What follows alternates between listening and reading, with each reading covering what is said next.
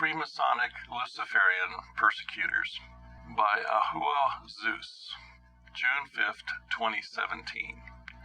Luciferianism is Satanism masked in the false light of superficiality and religion. Freemasons are known for worshiping Lucifer, and most Freemasons are self-identified Christians. Luciferians dress in nice clothes, speak proper, drive nice cars, while they condemn others for superficial reasons. They covertly condemn the poor and sick as sinners and claim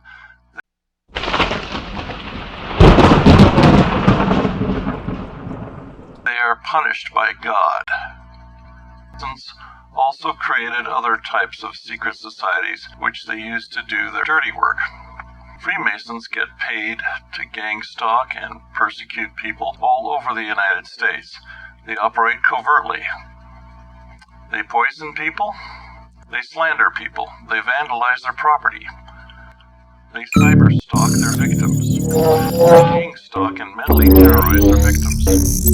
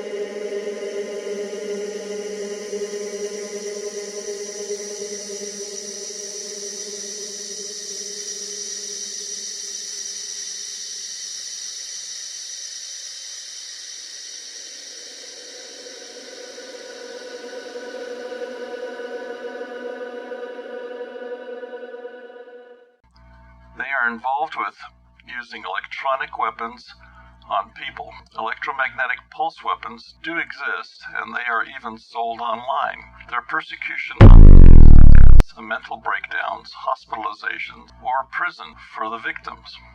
Many Freemasons and members of secret societies are involved in computer hacking as well. The top Luciferian Freemason inside the United States is a man by the name of Stephen James DeShawn, and his last known residence is in Linwood, Michigan. These secret societies are being funded by the Vatican and royal families through offshore accounts, PayPal, and private Swiss banking. Freemasons are builders. The word Mason means builder. They build mind control programs in society.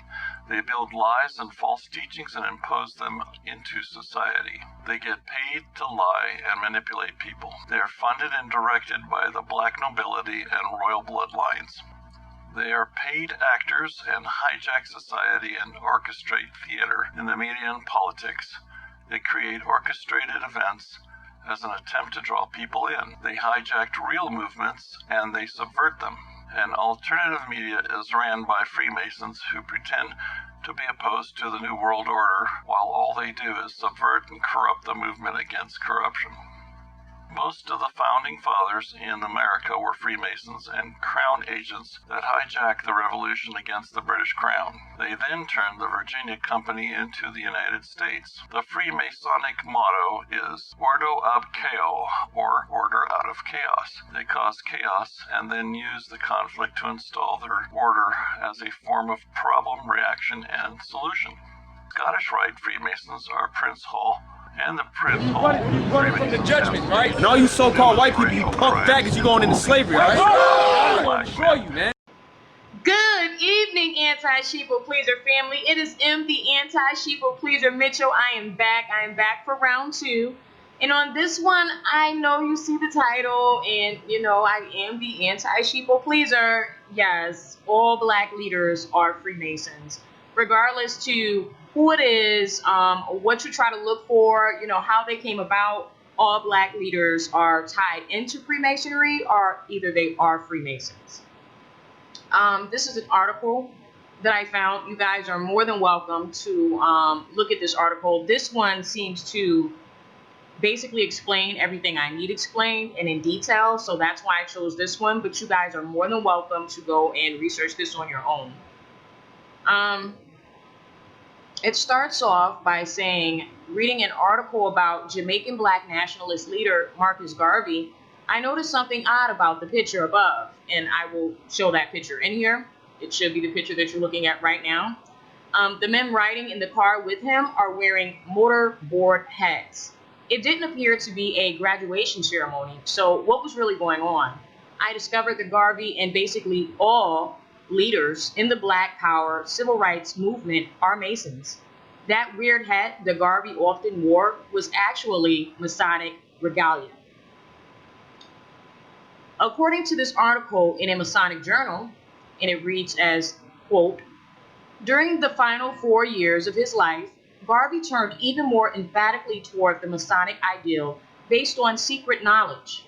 With the defeat of Ethiopia in the Italo-Ethiopian War of 1935, Garvey revised dramatically his previous estimates of what political movements alone could be expected to accomplish.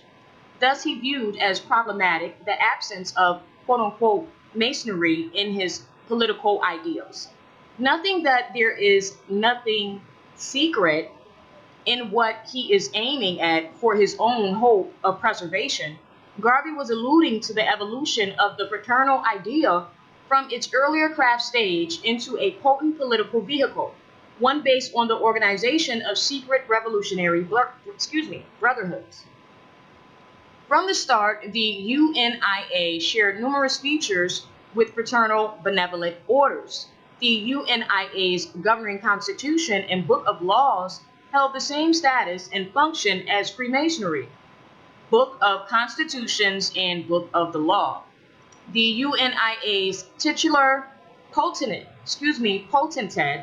was clearly analogous to the imperial potentate of the ancient Egyptian Arabic order of the nobles of the mystic shrine, or Black Shriners.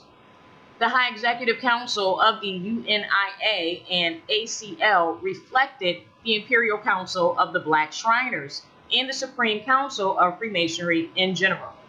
The elaborate and resplendent public displays by the UNIA, particularly during its annual conventions, drew upon the example of the Black Shriners and other fraternal groups. Other features shared with fraternal orders included solemn oaths and binding pledges, special degrees of chivalry, such as the Cross of African Redemption, Knight of the Sublime Order of the Nile, and Knight of the Order of Ethiopia.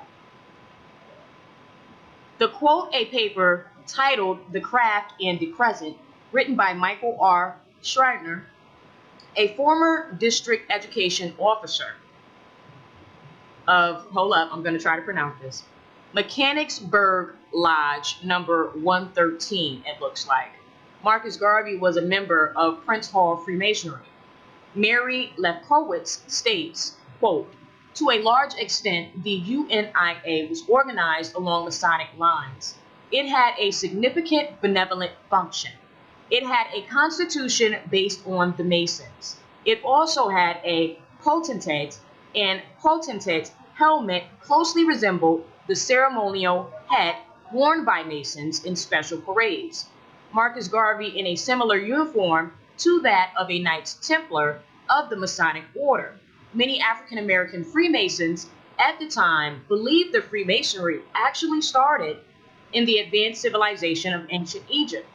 This helped African Americans identify with Freemasonry, as it was thought to be based on ceremonies in ancient Africa. End quote.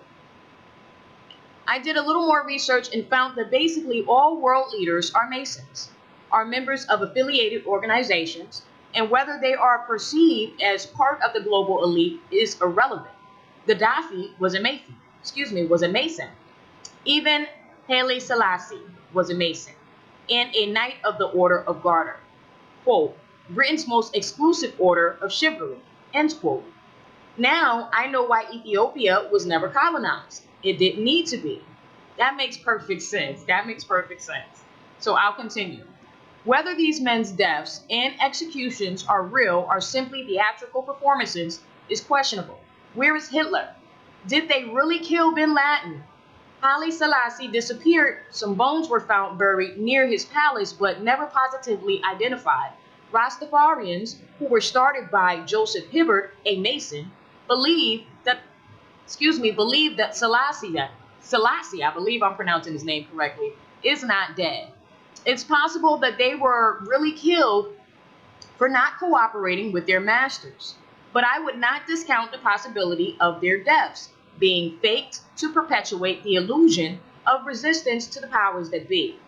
Two of the most well-known African-American black leaders, Al Sharpton and Jesse Jackson, are Masons as well. Malcolm X seemed to be one of the few who realized that the movement was driven by corruption and racism. But Alex Haley, the author of his biography, is also a Mason. It's not just Black America that is completely subverted. Consider this quote from a Jamaica Gleaner article. Quote, with over 5,000 members enrolled to the fraternity, the Freemasons present at the Gleaners Forum said that their membership included nearly all the upstanding men in leadership positions in medicine, the judiciary, the police force, and even the parliament. They stressed the importance of unity, humility, and charity among lodge members as the brotherhood reaches across continents, racial and religious barriers. End quote.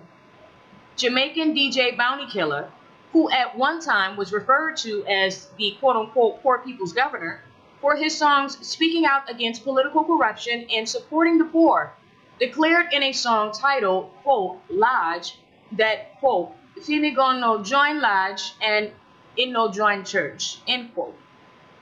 My gun will not join the lodge and it will not join the church, is what it translates to. Considering that he started going to church and may soon become a gospel artist, I wouldn't be surprised if he joined a lodge as well. Haitian national hero and revolutionary teacher Toussaint L'Ouverture was also a member. Quote, although a former slave, he had owned slaves himself. Although he led a great slave revolt, he was desperate to trade expert corps for defense supplies and so imposed a militarized forced labor system that was slavery in all but name. He was simultaneously a devout Catholic, a Freemason, and a secret practitioner of voodoo. And although the monarchs of Europe regarded him well, unalloyed horror, he in effect turned himself into one of them by fashioning a constitution, making himself his country's dictator for life, with the right to name his successor, end quote. Is it any wonder that Black power with nationalism and civil rights have resulted in very little progress for the majority, unless you consider a half-Jewish Kenyan named Obama being elected as American president? Well, I'm not surprised. Hopefully you're not. Now, I'm going to go ahead to read the rest of this. And like I said, I will leave the article in the description box. Let me know how you feel about this.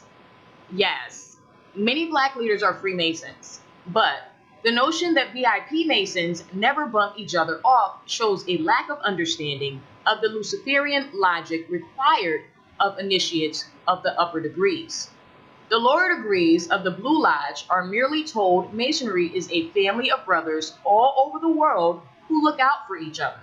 In fact, that's the draw for the typical entered apprentice. They've heard the Masons are a kind of quote-unquote affirmative action club, in which the rich and powerful members show favoritism to other Masons in business, even in the courts. The lower three initiations are designed to discover your hopes and fears, secrets and weaknesses. Most people are content to have an easy life, and they go no further. It's the ambitious ones that obsess on big things that attract mentors who show them a taste of quote-unquote the good life. But then they learn nobody gets in without sacrifice. We're taking Luciferian thinking. They have to offer someone or something they love for sacrifice. Nobody gets to be a world leader that hasn't proven their firm belief in the satanic doctrine. Quote, never love a thing unless you can bear to watch it die. End quote. Every one of them have given up loved ones or comrades. Often, it will be a son or daughter or parent or wife just to get you in. You can see it happening in the celebrity pages all the time. At first, they don't make you pull the trigger. It's just choosing the sacrificial victim and letting it happen. That's how they advance. That's not how the end of it though. To stay in the game and advance, you have to give more. When you know how the Luciferian thinking works, you'll be able to catch it right away in the psyops they give us. Almost all these people in these psyops are members of one cult or another. Take, for example, the father of Trayvon Martin. Trayvon was the posthumous poster boy of the event that kicked off the quote-unquote race war psyop of one news story after another featuring black youth being shot by whites or cops. Now, most people can't believe anybody could be so cold, but Trayvon's parents had a major boost in money and fame. All those appearances and interviews on primetime TV shows, they were paid for all that. Paid a lot. Not only that, but for initiates in the secret levels of the lodge, Trayvon's dad will be treated with great honor and respect for making the supreme sacrifice. Then it continues on. These are other people's opinions. Let me go up. The first one was from Dan, and then it goes on to say Dan clarifies. It says he wasn't responsible for it. However, the death of his son was the key feature of a major media circus that dominated 2012. I don't know how these quote-unquote black kid shootings have been presented on CBC, but American TV, the Trayvon Williams thing and Zimmerman trial was mentioned on the hour, day and night. Since then, there's been one case after another given the same media treatment. And actually, it does say Trayvon Williams. That's not me. I don't know if he meant to say Martin or if Trayvon had another name we didn't know about. So, okay, I'll continue. It says, media has been fueling a race war, psychological operation on the public since 2012. It all started with this case, a case that's going to be used for a year-long show trial, and media circus can't simply be picked at random. They need to use people they know they can control, people who will cooperate. They use families that are indoctrinated members of one or another mind cults that permeate the world today. All Martin had to do was go along with it and play the part the way he was told. A master Mason has actually put up a blog to say that Martin's not a real Mason. Quote, Trayvon's dad is barely Masonic at all. He's a clandestine Mason. He's a district Grand Master for the Grand Lodge of the irregular, scammy, and clandestine International Free and Accepted Modern Masons. What does this mean to you, the outsider? It means Masonry is a system of morality veiled in allegatory and illustrated by symbols, done in ritual form. Now, if someone decided to make up their own ritual, it's not Masonry anymore. If you and your buddy decided to go out back and make up your own ritual, you couldn't call yourself Masons because it isn't the Masonic ritual. Your made-up dance isn't the Macarena unless the hand movements are the same. End quote. Sounds like confirmation that Martin is a Mason to me. Okay, and that's basically how this article ends. I will go ahead and leave a copy in the description box. Like I told you guys, if you have any comments, any feedback, please let me know. I mean, I basically agree with this. From the individuals that I know and from the research I've done, this seems to fall in line for what I believe. I actually do believe that all Black leaders are Masons, are tied into Freemasonry in some way, shape, or form. We literally had the most bizarre morning at church. First of all, my wife and I, we went on this billboard and saw that there was this church. I'm not even going to say the name of it until we put out the documentary. The church that we were going to was on this little billboard, and I glanced and I was like, maybe we'll go there. But something kept tugging at me like, we need to go to that church. Same thing with my wife. We actually looked to go to other churches in and around our area, but it all led back to this church that we went to. And we get there for morning Sunday service and, a Bible study. And the first thing that was like a woman was teaching, okay? That was the first red flag that was like, wait a second here. But it really wasn't studying the Bible. It was a discussion. So I was like, okay, I'll let that slide, Then afterwards, Freemasons, the worship service started, and a bunch of Freemasons came in with Eastern Star women. And my wife and I are in the middle aisle. Right behind and we're just kind of like, what the heck? Why are these people here? And then all of a sudden, more of them started coming in, and they said, please move, go over there, let them all sit together. So right in the middle were all these Freemasons and these Eastern Star women sitting in the middle aisle. That was weird. We were just like, what? And so I filmed it. I filmed the whole entire thing. Then it seemed like the pastor was speaking to them, trying to preach them, because he said that he allowed them to come into the church. And I was like, why would he do that? Then I started thinking maybe the preacher was trying to impart wisdom onto them, the gospel of Christ. John 1:1-5, where he talked about being the light of the world. And I'm like, wait a second. Now he's like, these people believe in the light of the world is Lucifer. But he's trying to say that it was Jesus Christ. And so I sat there, I was like, wait, this doesn't seem right. Then after the church service, one of the Freemasons get up and starts talking about Jesus walking on water. And the whole entire time, throughout this whole entire service, none of the Freemasons were clapping their hands. They were like looking at each other, laughing and scoffing when they were talking about Jesus Christ. And then all of a sudden, when their brother in the fraternity got up and started talking about Jesus Christ walking on water, they all stood up and started clapping their hands and celebrating. And my wife and I were like, this is so bizarre. I cannot believe this is happening to us right here at this church. After he gets done singing, the whole congregation leaves. They leave to go have dinner or lunch or whatever. The pastor even told them, hey guys, let's go. Let's go eat. So everything is empty except for me and Lene and these Freemasons, and they're literally doing a ritual. Like, the pastor was there too. They literally were doing a ritual. We got this on tape, and I'm going to put it in the documentary.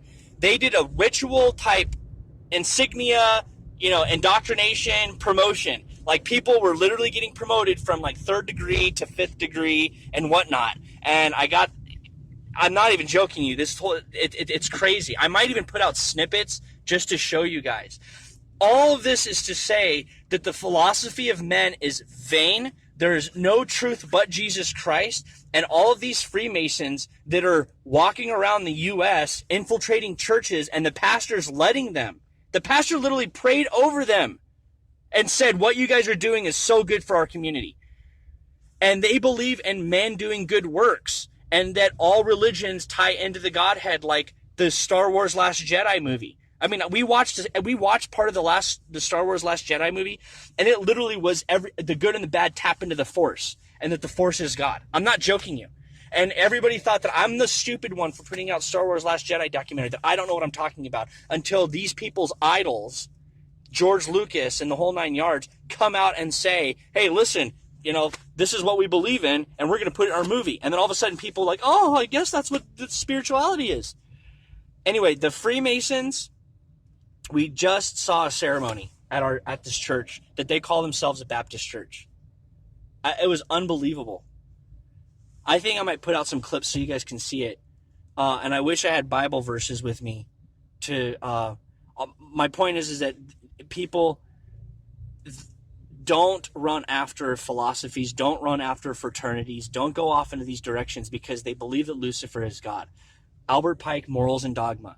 Okay, they believe Lucifer is God, and anybody watching this, if you have a buddy that's in Masonry and whatnot, you need to warn them. You need to tell them to get out of it as soon as possible, and that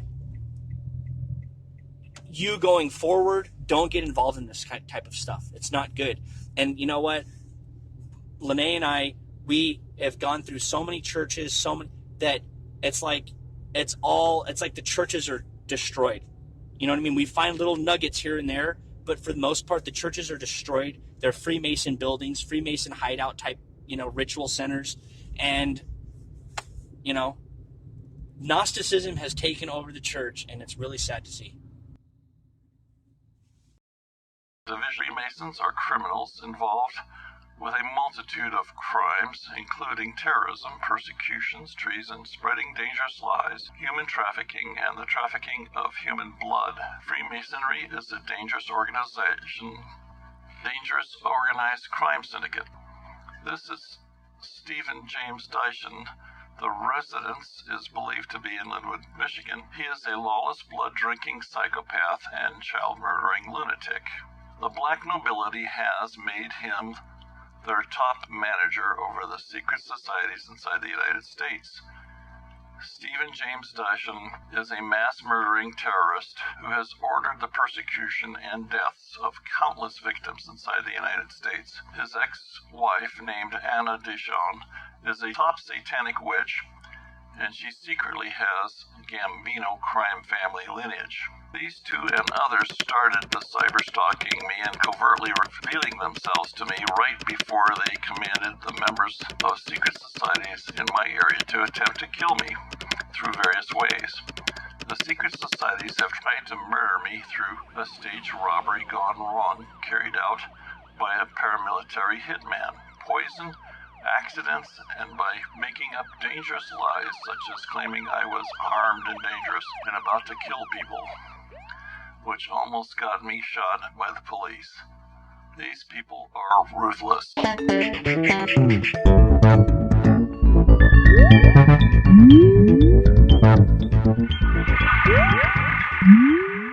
Hello everyone and welcome to The Vortex, where lies and falsehoods are trapped and exposed. I'm Michael Voris. For the past few months, many months, our crack research team here at churchmilitant.tv has been digging through reams of books and mountains of research, poring over the topic of Freemasonry. And now, these months later, we are releasing our latest FBI faith-based investigation, Freemasonry, Enemy of the Church. Here's a small preview. One of the explanations for this rapid spread of Masonry throughout Christian Europe is that during this period, the Catholic Church lost a lot of masculinity. Important elements of the church, such as the sense of duty and self-sacrifice, had become weakened, and men found in Freemasonry the answer to this lack of masculinity in the church. Now, just to give you some historical context, all of this is taking place during the Enlightenment, a movement of European intellectuals led by Voltaire, himself a Freemason and a Frenchman.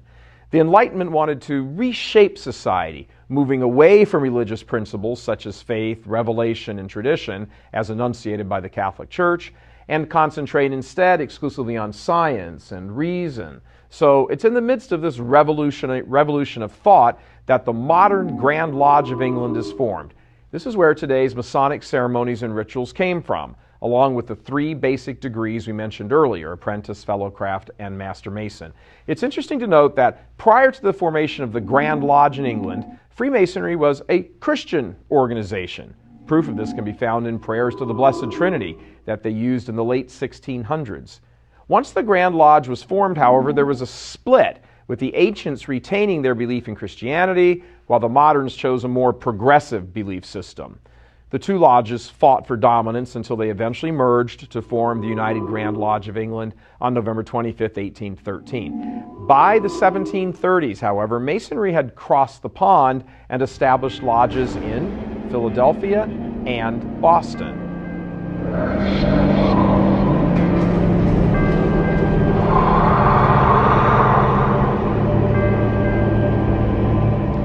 About 10 years later, a new dark philosophy called Illuminism was introduced to the world. Illuminism was concocted by the philosopher Jacques de Lévrand Joachim de la Tour de la Casa Martinez de Pasquale, also known as Martinez de Pasquale. It was then refined by his student Louis-Claude de Saint-Martin. The main goals of Illuminism were the introduction of pantheism, which is a form of atheism, the implementation of communism, and finally, the destruction of Catholicism, and eventually all belief in God. All of these evil goals were put into action by the German professor Adam Weishaupt, who formed an organization called the Illuminati in 1776. The Illuminati would eventually work its way into Freemasonry, which we'll discuss shortly. Once the 18th century hit and the Enlightenment philosophy took over, it was out with Catholicism and Christianity, and in with reason and a belief in a very generic supreme being. They called him the Grand Architect of the Universe. Whatever religion you believed in, as long as it included faith in a higher power of some sort, you were welcome in Freemasonry. It essentially put all religions on the same level, negating the supremacy of Christ in the Catholic Church. This is called indifferentism, which we'll get to later in the show. What may come as a surprise to many Catholics is that Freemasonry has received more papal condemnations than any other single issue up to and including most recently Pope Benedict. The problem here, as Pope Clement points out, is that Freemasonry forces candidates to serve two masters. It forces candidates to accept a vague idea of God, and it forces candidates to accept a rival magisterium of beliefs. What are the Masonic beliefs? After all, every organization has beliefs. They boil down into these three ideals. First, the idea of brotherly love. Second, charity for others and mutual aid for fellow Masons, to the point that they may lie with impunity to protect another Mason or his lodge. Third, the idea of truth, or the search for answers to the universal questions of morality and the salvation of the soul. Again, this parallels Catholicism, but yet doesn't even attempt to answer the question, why am I here? These beliefs are so vague as to be destitute of any direction. Another problematic area is the way in which Masons perform their rituals. For example, the cross in Masonic ceremonies is used as merely a symbol of nature and eternal life, devoid of Christ's sacrifice for sin.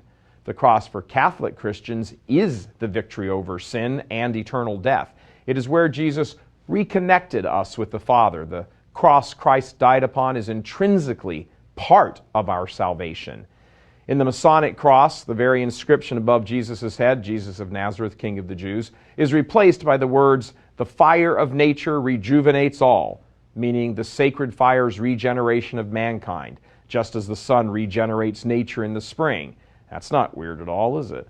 Are you seeing how Freemasons twist and pervert Christianity? Here's another example, sadly. During the initiation rite, the candidate expresses a desire to seek light, and is assured he will receive the light of spiritual instruction that he could not receive in another church, and that he will gain eternal rest in the celestial lodge if he lives his life according to Masonic principles. Yeah. What exactly is the light? Well, good question. No exact detail is given, other than it is a symbol of spiritual truth and knowledge, and that every candidate must discover it in his own fashion. This way of thinking reminds us of the Protestant heresy. You only need faith, and you'll make it to heaven. Hey, it doesn't matter if you're a great sinner. You've already accepted Jesus into your life. Repentance? That doesn't really matter. Heaven is still yours. All you need is faith. Question, where's the justice in that? But wait, it gets worse. Freemasons are not allowed to say the name of Jesus inside the lodge. They don't want to offend anyone. Oh no. What all this boils down to is that Freemasonry simply doesn't embrace the central Christian doctrines of the Trinity, the fall, the incarnation, and the atonement. To the Lodge, these essential Christian doctrines are, well, completely irrelevant.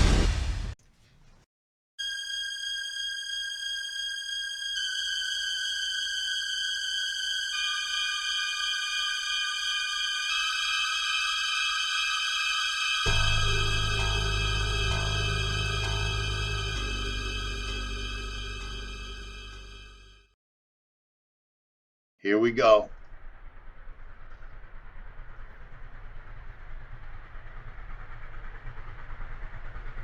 We are called, as you like to say, to look into one another's eyes in order to see more deeply and in order to recognize the beauty of God in every living human being. Our advice is to make friends to followers of all religions. Muy importante porque la mía, mi vida religiosa se enriqueció con la explicación de él. Se enriqueció muchísimo, ¿no? Y supongo que también algunas mías, ¿no? Fue nuestra vocación religiosa la que propició el que nos encontremos en la vida. No matter from which side of the mountain you are climbing, we should be helping each other so that we can all get to the same place. So there is need for people to make friends. وألا نبحث عن أوجه الخلافات التي تختص بكل طائفة عن الأخرى. Personal contact, personal friendship. Then we can exchange deeper level of experience. Honor other religions like you do your own. We need to get together and know one another, just to discover and explore those commonalities. That starts a process where prejudices go away, where new insights are born, and where basically hope is born. It's not complicated.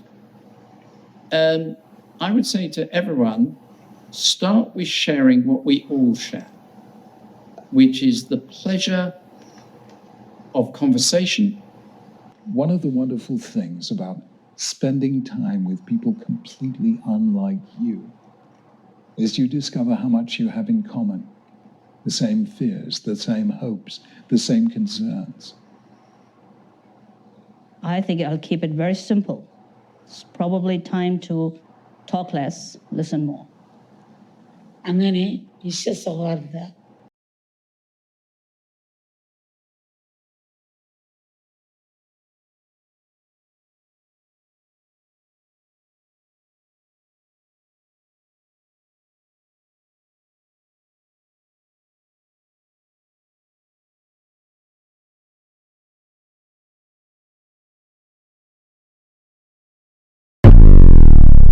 There's never been one logical reason for a war. Not one. And the war on terrorism to me is a farce. It's about controlling this country and setting it up for the New World Order.